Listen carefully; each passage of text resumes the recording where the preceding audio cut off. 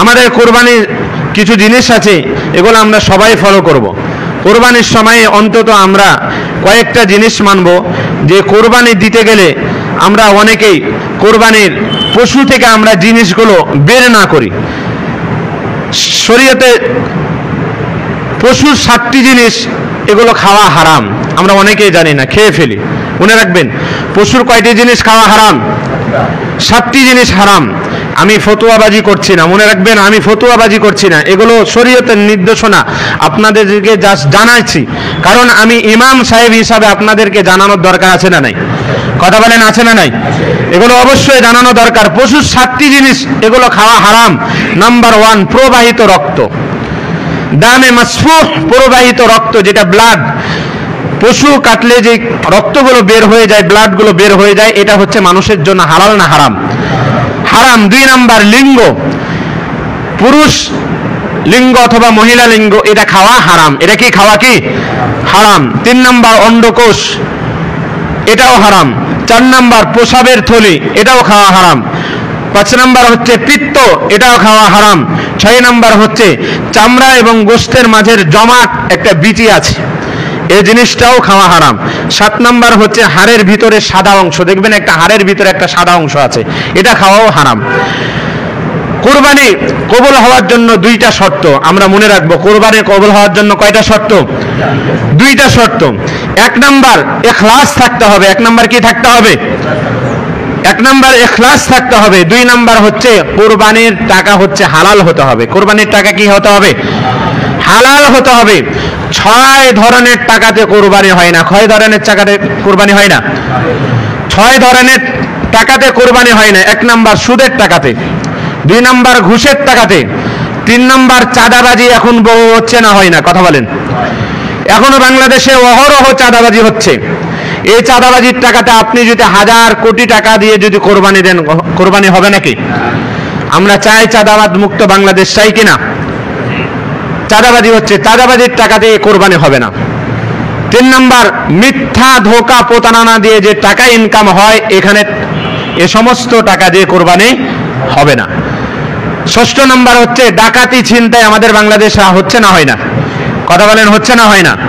ব্যাপক হারে চাঁদাবাজি বেড়ে গেছে, ব্যাপক হারে ডাকাতি বেড়ে গেছে। কারা? এরা মুসলিম না। কারণ আসলিম, আল্লাহ রাব্বুল আলামিন বলছেন যে কোনো ব্যক্তি যদি মুসলিম হয়, সে কখনো চাঁদাবাজি করতে পারে না, সে কখনো প্রতারণা করতে পারে না, সে কখনো দুর্নীতিবাজি করতে পারে না। কারণ বাংলাদেশ স্বাধীন হয়েছে 24-এ দুর্নীতি মুক্ত বাংলাদেশ গড়ার জন্য, ঠিক কিনা? এজন্য এই কয়েক প্রকারের টাকাতে যদি কোনো ব্যক্তি কোরবানি দেয়, কোরবানি হবে না। তাহলে কোরবানি কবুল হওয়ার জন্য 2টা শর্ত বললাম। 1 নাম্বার ইখলাস থাকতে হবে, 2 নাম্বার হচ্ছে হালাল উপার্জনে হতে হবে। 2 নাম্বার কি? হালাল উপার্জনে হতে হবে। 4 প্রকার লোকের উপর কোরবানি ওয়াজিব। কয় প্রকার লোকের উপর?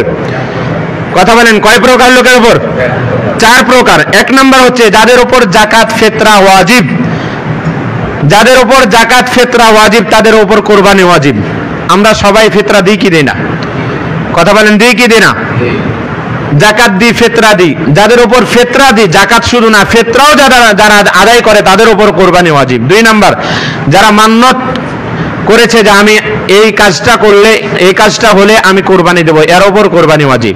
3 নাম্বার, ওসিয়তকৃত, আপনি মারা গেছেন, আপনার সন্তানকে বললেন যে আমি যতদিন আমার সম্পদ থাকবে, আমার সম্পদ থেকে তুমি কোরবানি দিবা, এই আপনার সন্তানের ওপর কোরবানি দেওয়া ওয়াজিব।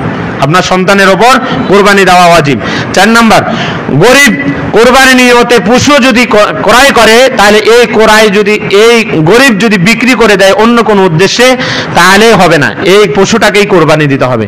তাহলে গরিব মানুষ কোনো কোরবানি যদি কোনো কোরবানির নিয়তে যদি পশু ক্রয় করে, তাহলে এই পশুটাকেই কি দিতে হবে? কথা বলেন, কি দিতে হবে? কোরবানি দিতে হবে। কিন্তু মনে রাখেন, এখন কতটুকু মানুষের সম্পদ বা অ্যাবিলিটি বা টাকা থাকলে কোরবানি ওয়াজিব হয়? মনে রাখবেন, 52 তোলা রূপা। কত তোলা রূপা?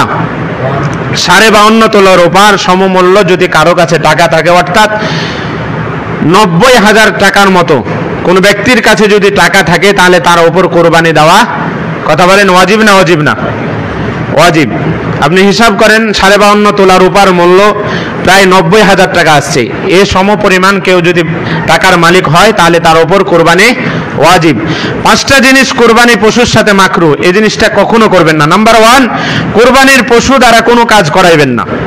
অনেকেই কোরবানির পশু দ্বারা হাল চাষ করায় কি করায় না? কথা বলেন, করায় কি করায় না? অনেকে গাভী ক্রয় করে অথচ গাভীর দুধ দহন করে কি ধরে না? এটা হচ্ছে মাকরু। 2 নাম্বার, দুধ দোয়ে নিজে খেলে। 2 নাম্বার কি? দুধ দোয়ে নিজে খেলে। আপনি যদি গরিব মিসকিনকে যদি দান করে দেন তাহলে অন্য ব্যাপার, কিন্তু নিজে খেলে এটা হচ্ছে মাকরু। 3 নাম্বার, জানা সত্ত্বেও আপনি গর্ভবতী একটা গাভী ক্রয় করছেন, এটাও হচ্ছে মাকরু। তাহলে আপনি জানেন যে এই গাভীটার মধ্যে কি ভ্রূণ আছে, বাচ্চা আছে, তারপরে আপনি যদি ক্রয় করেন এটা হচ্ছে মাকরু।